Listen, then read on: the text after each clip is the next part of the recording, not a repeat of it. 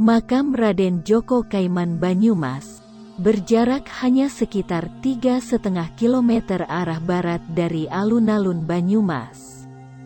Area makam berada persis di tepi Jalan Pasarehan, Desa Dawuhan.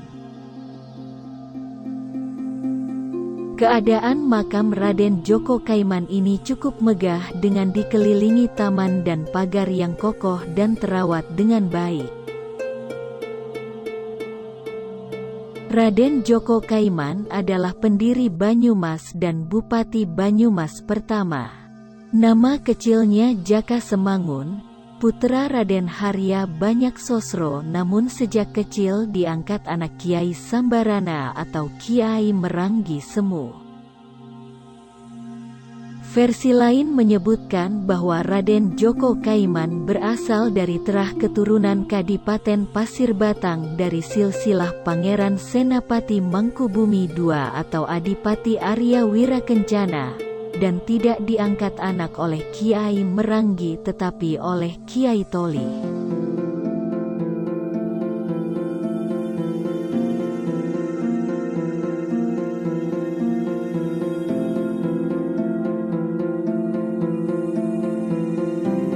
Pada kesempatan kali ini potret Banyumas mengikuti jejak langkah seorang budayawan Banyumas yang berkecimpung di bidang makam para tokoh sejarah dan situs, yaitu Ricky Hendy. Ini kita ada di makamnya Raden Djoko Kaiman. Beliau adalah Bupati Banyumas pertama. Beliau bisa menjadi Bupati Banyumas berasal dari diawali dari dia jadi Adipati Wirasaba. Beliau menggantikan mertuanya Wirasaba VI atau Adipati Wergo Utomo yang karena kesalahpahaman meninggal oleh pasukan Pajang karena salah paham itu. Nah, pada saat untuk menghadap ke Pajang, tidak putra-putri dari Wergo Utomo ataupun Adipati Wirasaba VI tidak ada yang berani berangkat.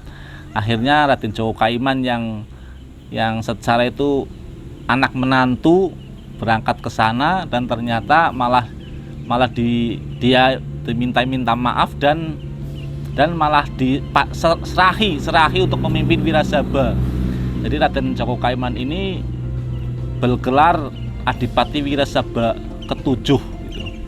Tapi karena beliau anak menantu itu, beliau akhirnya membagi wilayah Wirasaba jadi 4. Maka dari itu Adipati Djoko Kaiman dikenal sebagai Adipati Merapat atau Adipati yang membagi 4 wilayahnya. Kurang lebih singkatnya seperti itu. Pemerintah dan masyarakat Banyumas telah memberikan penghormatan layak kepada makam Bupati Banyumas pertama ini. Namun belum semua makam tokoh sejarah bernasib baik seperti makam Raden Djoko Kaiman, karena makam tokoh pemimpin Banyumas lainnya nampak sederhana dan kurang diperhatikan. Kali ini kita ada di makamnya Bupati Banyumas kedua, Ngabei Mertasura I, Adipati Banyumas kedua. Dan maaf, ini keadaannya seperti ini. Ya, sulit untuk berkomentar lah ya, tapi monggo aja ini, semoga ada orang-orang hebat yang mungkin peduli, ada orang-orang hebat yang tergerak hatinya untuk minimal yang namanya tokoh pernah jadi bupati, paling tidak tuh ada sedikit lebih layak lagi lah, mungkin seperti itulah. Ya, kita lanjut. Kalau tadi kita dari Bupati Banyumas 1, terus Bupati Banyumas kedua. Nah, kali ini kita Bupati Banyumas ketiga, Ngabei Mertasura II. Ngabei Mertasura II atau Adipati Banyumas ketiga. Ini bersebelahan dengan Bupati Banyumas keempat atau Ngabei Mertayuda I. Nah, ini makamnya. Nah itu yang ketiga, Mertasura II, Bupati Banyumas nomor 3. Di sebelah baratnya, nah itu Ngabeyi Mertayuda I atau Adipati Banyumas nomor 4. Ya, kita lanjut ke sebelah timur dari makam Adipati Banyumas kedua dan ketiga dan keempat. Kali ini kita ada di makamnya Adipati Banyumas nomor 5, yaitu Ngabeyi Mertayuda II atau Raden Tumenggung Yudanegara I.